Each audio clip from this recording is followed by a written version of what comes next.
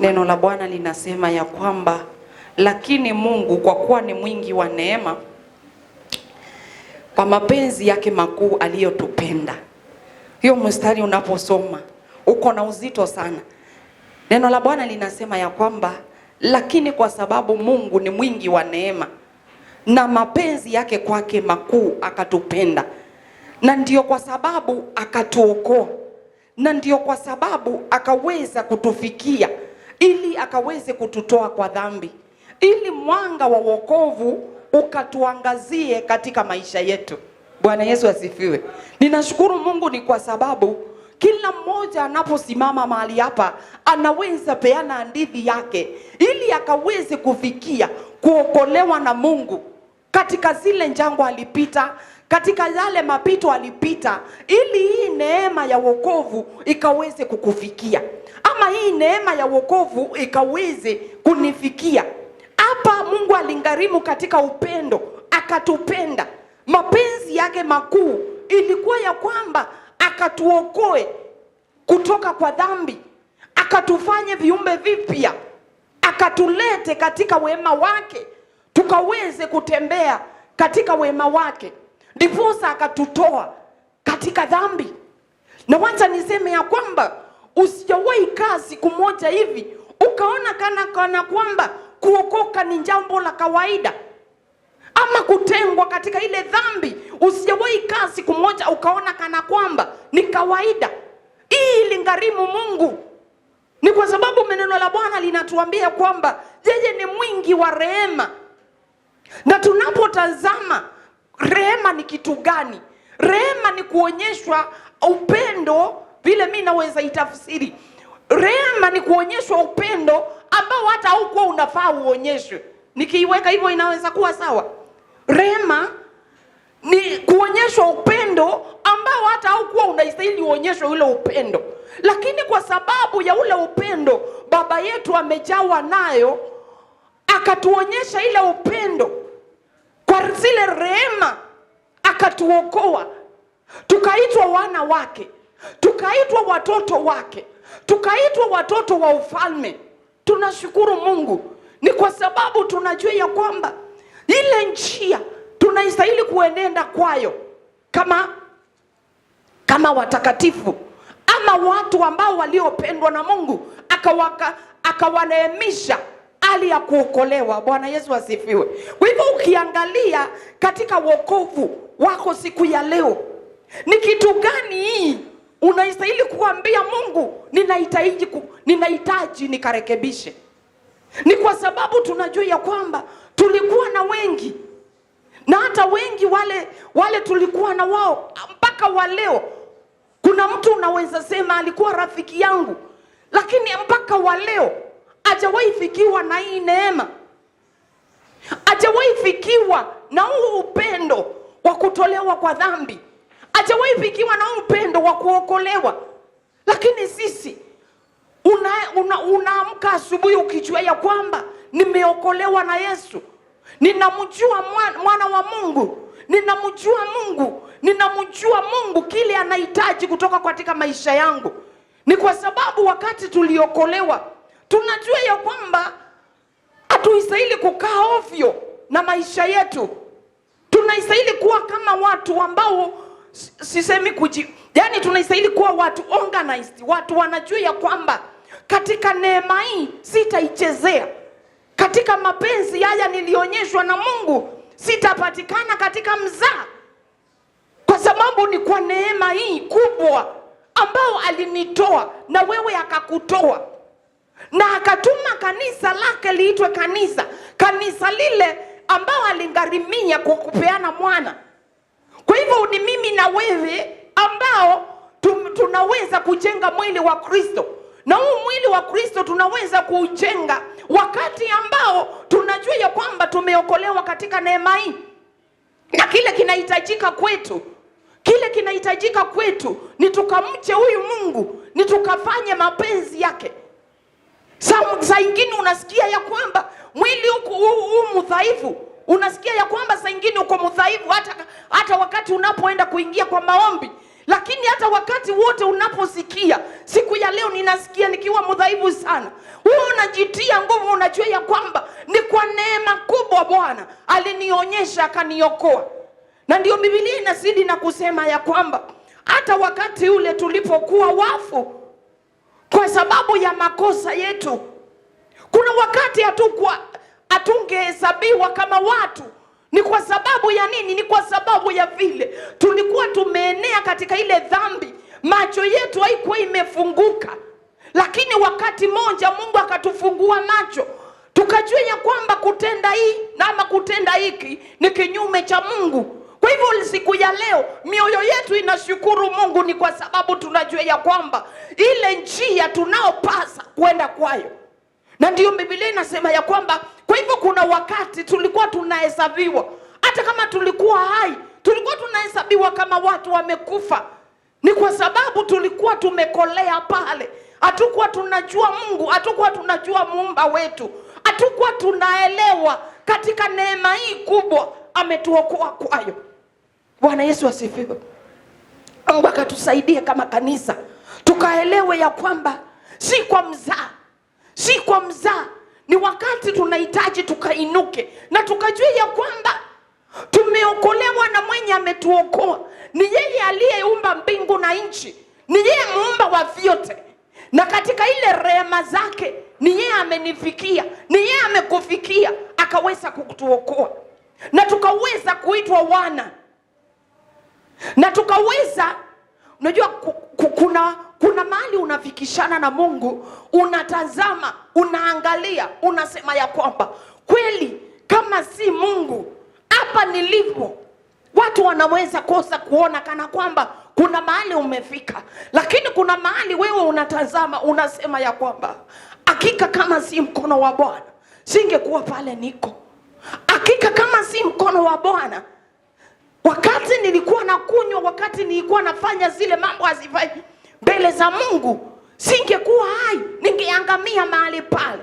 Lakini ukikumbuka ya kwamba Mungu hakukubali ukaangamie, akanyoosha mkono wake, akaweza kukutoa, akaweza kunitoa, akajua ya kwamba niko na mwana mahali pale. Anajua ya kwamba ako na wana mahali hapa.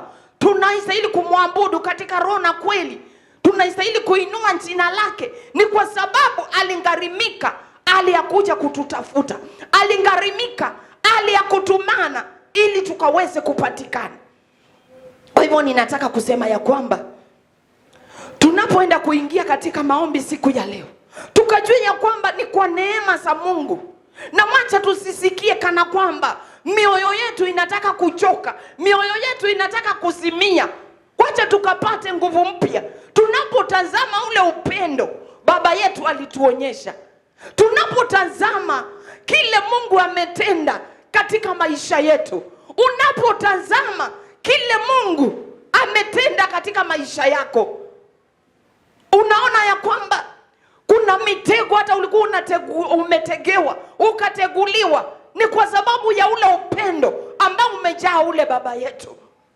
Ni kwa sababu kweli unapotazama, si ati tulikuwa tunafaa mbele zake, lakini ni kwa neema kubwa. Bwana Yesu asifiwe. Nimesema ya kwamba tukitafsiri neema ni kana kwamba kuonyeshwa upendo ambao hata huko unafaa uonyeshwe. Hiyo ndio tunaweza sema ya kwamba alituonyesha upendo ambao hata hatukuwa tunastahili tuonyeshwe. Ni kwa sababu tulikuwa tumefanya nini ili tukaonyeshwe ile upendo, lakini ni kwa sababu tu ya ile neema yake ikatufikia, akaweza kukutoa katika ile shimo alikutoa. Wewe unajua ya kwamba kule ulichumbuliwa na Bwana. Mimi ninajua ya kwamba kule nilichimbuliwa na Bwana. Kila mtu ako na hadithi yake na anajua ile shimo Bwana alimtoa akamleta katika wokovu. Kwa hivyo ninataka kusema ya kwamba asubuhi ya leo, wacha ule wokovu tusifike mahali tukaweze kukosa dhamana ya ule wokovu katika maisha yetu. Wacha tukae tukiwa mioyo yetu inatabasamu, tukiwa mioyo yetu inatamani kuendanisha na Bwana. Ni wakati ambao kuna changamoto mingi, ni kwa sababu ni wakati ambao mambo yameinuka mengi, ni wakati mambo imeinuka ya kuvunja moyo. Lakini wewe uko pale kweli ukavunjwe moyo, ukijua ya kwamba jinsi vile Mungu anavyokupenda. Kwa hivyo tuko hapa tuelimishane siku ya leo, tukajua ya kwamba siku ya leo ule upendo tuliopendwa nao tusichukulie tu hivi, tusionekana kwamba hauna dhamana. Na Biblia inasema ya kwamba alituisha pamoja na Kristo, yaani tumeokolewa tu. Neno la Bwana linarudia kusema ya kwamba tumeokolewa tu kwa neema. Ile neema tu imetuokoa.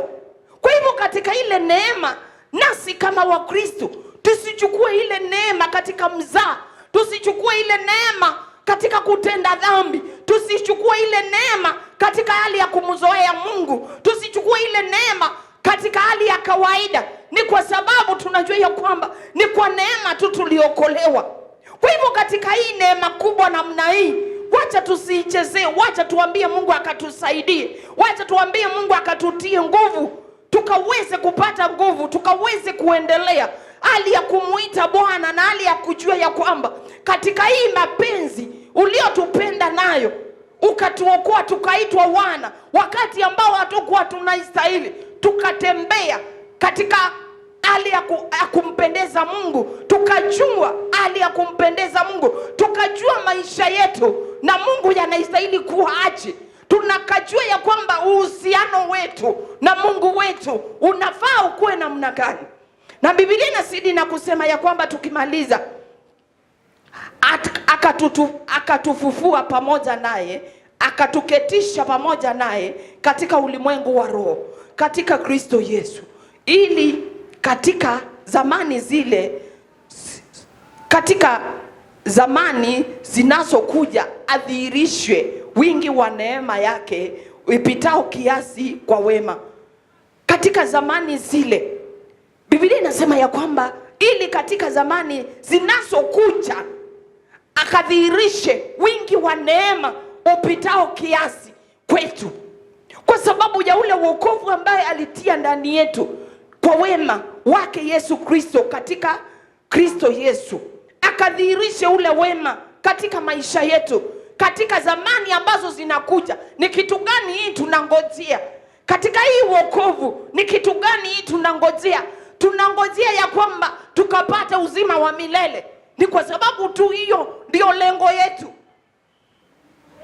Tunaweza kuwa tunatamani mambo ya dunia hii, si mabaya kupata, nayo Biblia inatuambia kwamba tutafute ufalme wa Mungu kwanza, nayo mambo mengine yote tutasidishiwa. Tunaambiwa ya kwamba tutasidishiwa wakati wote ambao tutakao tafuta ufalme wa Mungu kwanza. Na ndio tunaambiwa ya kwamba katika kuokolewa huku, kwa hii neema ambao tumeokolewa kwayo, wacha tukakimbizane na hii wokovu, wacha tukakimbizane na mapenzi ya Mungu katika maisha yangu na mapenzi ya Mungu katika maisha yako. Bwana Yesu asifiwe. Sijui wakati ambao uliwekelewa mikono, sijui wakati ambao uliombeshwa ombi ya toba, kutokea hapo uliambiwa nini? Kutokea hapo sijui uliambiwa wokovu ni nini? Inaweza kuwa uliwekelewa mikono na ukaombeshwa ombi ya toba na mambo ikaishia hapo bila hata kuelimishwa. Hii ni nini umepokea? Umepokea nini katika maisha yako? Kunahitajika ukafanye nini katika maisha yako? Ni kwa sababu umeokolewa kwa hii neema. Tunangoja kutoka nini kwako? Kuna matamshi hatuistahili kusikia kutoka kwako. Kweli kama hii neema ya wokovu imetufikia, kuna mambo ambao hatuistahili kusikia na masikio yetu ukiyanena. Ni kwa sababu ya nini? Ni kwa sababu ulibadilishwa. Ni kwa sababu ulitolewa katika ule utu wa kale ukafanywa kiumbe kipya. Ndio neno la Bwana linasema ya kwamba katika Wakorintho inasema ya kwamba aliye ndani ya Kristo amekuwa kiumbe kipya. Ya kale yamepita. Kwa hivyo ya kale yanastahili kuwa yamepita, yalipita. Kwa hivyo unatembelea katika upya. Katika upya wa kumjua Mungu. Katika upya wa kushika sheria za Mungu na bidii. Bwana asifiwe. Inafika mahali Unakuta ya kwamba hata ukikuta Mkristo na mtu ambaye hajaokoka uwezi watofautisha. Unastahili kuwa na tofauti kubwa. Unastahili kuwa na tofauti. Hata maongeo yetu kunastahili kuwa na tofauti kubwa sana. Kwa hivyo ni vizuri kujua ya kwamba niliyeteuliwa, nimeteuliwa nikaakilishe ufalme wa Mungu katika dunia hii. Nikaakilishe ufalme wa Mungu katika nyumba yangu. Nikaakilishe ufalme wa Mungu popote niko. Na watu wakasema ya kwamba na kweli ukiona fulani kuna tofauti. Ukiona fulani wetu kuna tofauti. Ndio hiyo Mungu anahitaji kutoka kwetu. Hahitaji tukamwaibishe siku zote. Kuna saa huwa ninaangalia mambo. Ninajiuliza kama mimi ni mtu. Na hii jambo vile nimeona haifai. Naye Mungu akiwa mbinguni anaona nini? Bwana atusamee na aturehemu. Kwa sababu wewe kama mwanadamu inakuudhi. Na wewe naye Mungu tunaambiwa yeye ni mtakatifu. Yeye anaona nini akiwa mbinguni? Kwa hivyo ni kwa rehema za Bwana ambao tunakaa hata katika wokovu huu. Ambao Bwana hata anatuacha tukaishi. Ni kwa rehema zake. Kwa hivyo asubuhi ya leo tunapoenda kuingia kwa maombi, tukajua ya kwamba jinsi vile alivyoniokoa, ninatia hii bidii. Ni kutia bidii. Unajua wokovu wakati tuliokoka, hii darasa haishangi kufunzwa, inaishanga kufunzwa either siku ile unaondoka duniani ama siku ile Yesu atarudi. Kwa hivyo tunastahili kutaka kujua huyu Mungu siku baada ya siku. Na ni kwa nini wokovu unafika mahali katika siku hizi? Wokovu unafika mahali watu wengi wanapoteza ile ladha ya wokovu. Nimekuwa nikijiuliza ile swali. Ulikuwa unajua fulani, mlikuwa unapiga mbio pamoja. Siku moja ukutane na yeye, hata huyo Yesu alisahau na yeye. Ni kwa nini? Ni kwa sababu ulichukulia ile wokovu kama jambo la kawaida. Ulichukulia ile wokovu si kitu. Ulichukulia ile wokovu, niliokoka tu. Siku uliokoka tu. Uliokoka ukamjue Mungu. Na tukamjue Mungu katika mapenzi yake. Anahitaji nini kutoka kwangu? Anahitaji nini kutoka katika kanisa lake?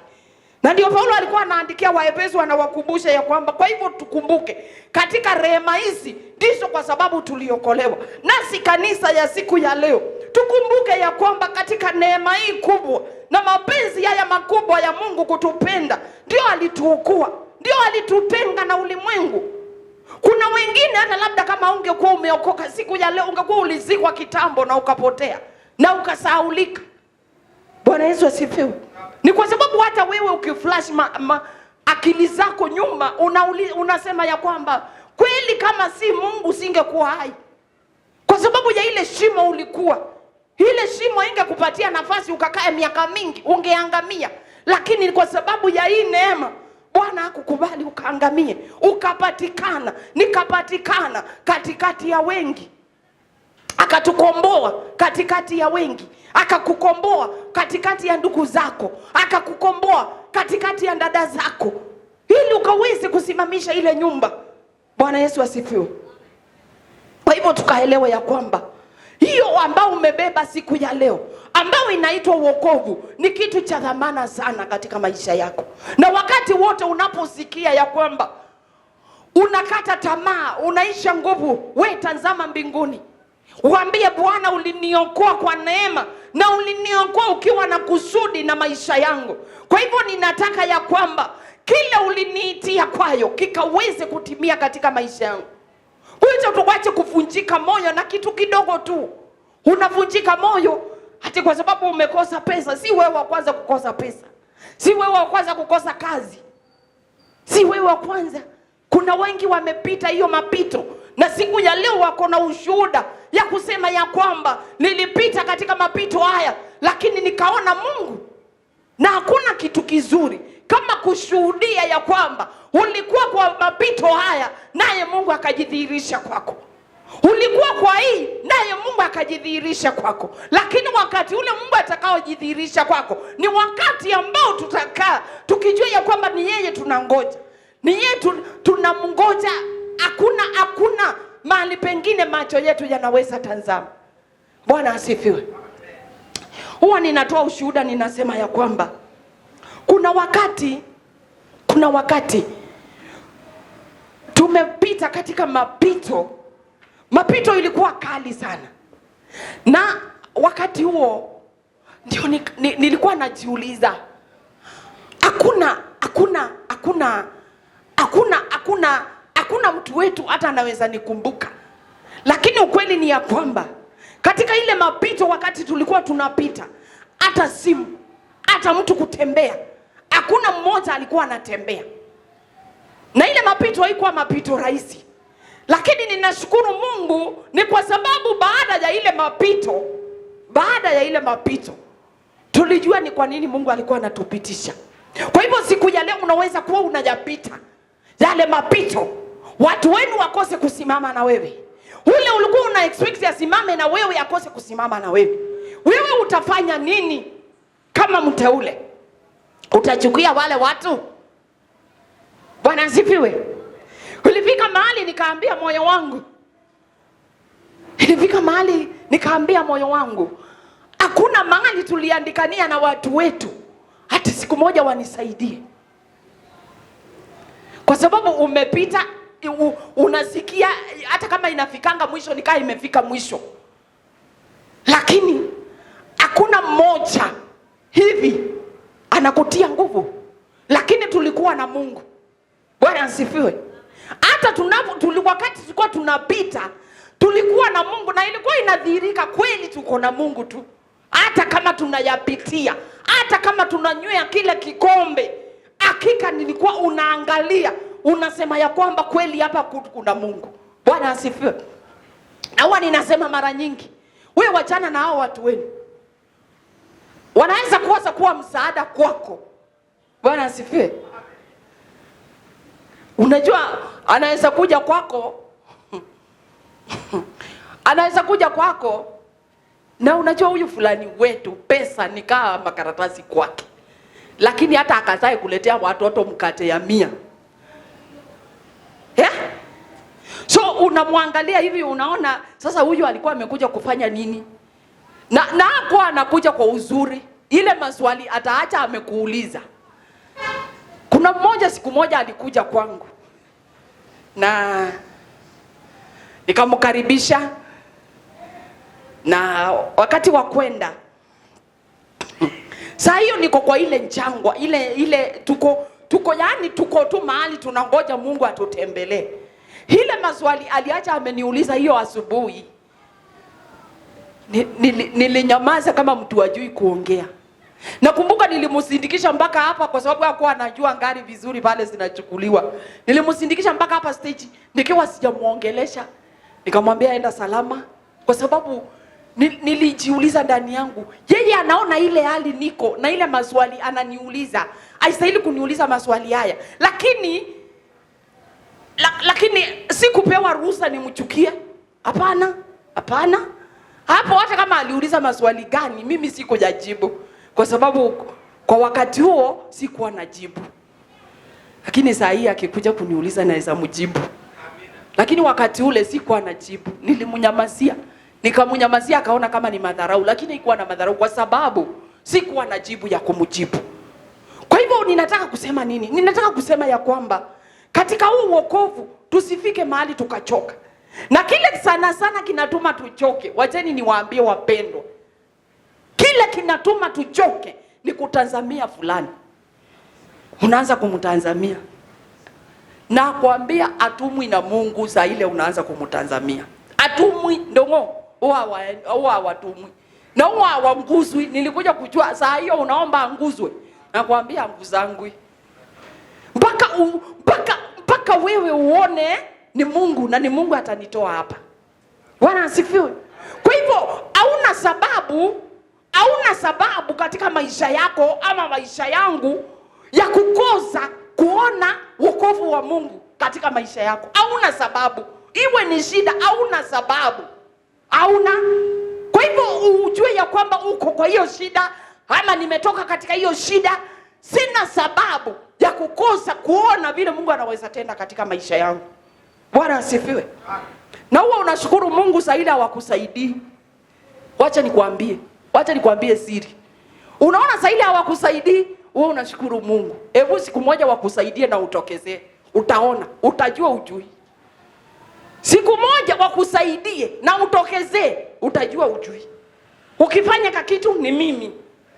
Kama si mimi, wacha hivyo unamuona.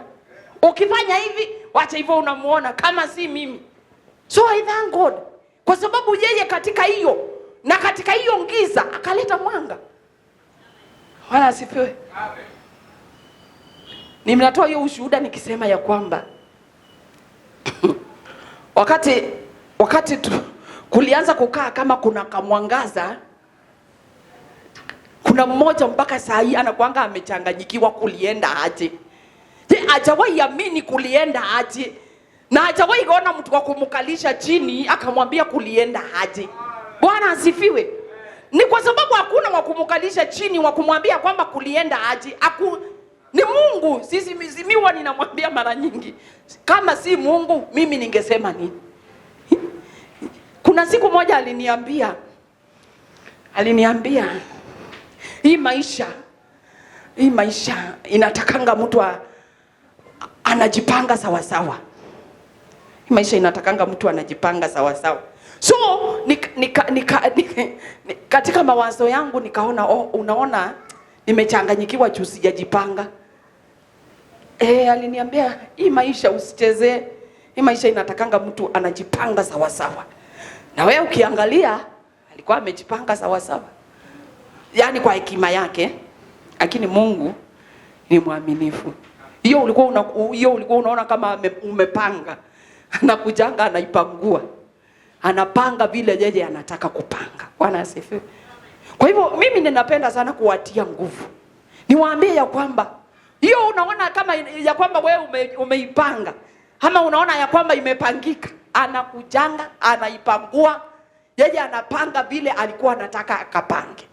Bwana asifiwe. Kwa hivyo asubuhi ya leo wacha tu nikutie nguvu. Uendelee katika Mungu na ujue ya kwamba neno la Bwana linasema ya kwamba akawi achelewi na harakishi. Kwa hivyo katika wakati wako atakuja. Bwana asifiwe. Unajua hata kama ningekuwa nakujua wakati huo, ungekuwa unaona tu tunakuja hapa tunaruka na hakuna kitu ungekuwa unanifanyia. Bwana asifiwe. Kwa sababu Mungu angekubali tu. Anataka umujue na umujue sawa sawa. Unajua Mungu anaondoanga hiyo mikono ya watu ndio umujue na umujue sawa sawa. Ndio mimi ninajuanga. Na Mungu alifanya vizuri. Na kuna ombi niliomba nikaambia Mungu nisaidie nisije nikawahi chukia watu wetu. Hiyo ombi niliomba kwa sababu nilikuwa naona hao watu wote hata sitaki kuitanishwa na mmoja, kwa sababu hawaoni niko kwa shida, hawanisaidii, na wengine wako capable kunisaidia lakini hawakusaidii. Hata unga wakati wote kwa tunanunua 60 hawataki kwa sababu hawajanguzwa na ule Mungu. Wewe unapita katika hiyo njangwa, wanaona kama hapa hauko sawa. Unaona? Walikuwa wanaona wewe hauko sawa hapa kuna mahali hapaendi sawa, lakini wacha wakaone hapaendi sawa, lakini kuna wakati wa Mungu. Ambia mwenzako kuna wakati wa Mungu. Shikilia tu mpendwa. Ndugu, ninakwambia kwamba shikilia na utaona vile Mungu anaweza tenda. Bwana asifiwe. Kwa hivyo kama wewe unasikianga mawazo yako umeweka kwa fulani, mawazo yako uko kwa fulani wetu, na akiondoka anaweza ondoka na anaweza ondolewa na Mungu, kwa sababu Biblia inasema ya kwamba mtegemea mwanadamu amelaaniwa, na usikubali mtu aondolewe kwa sababu yako. Bwana asifiwe.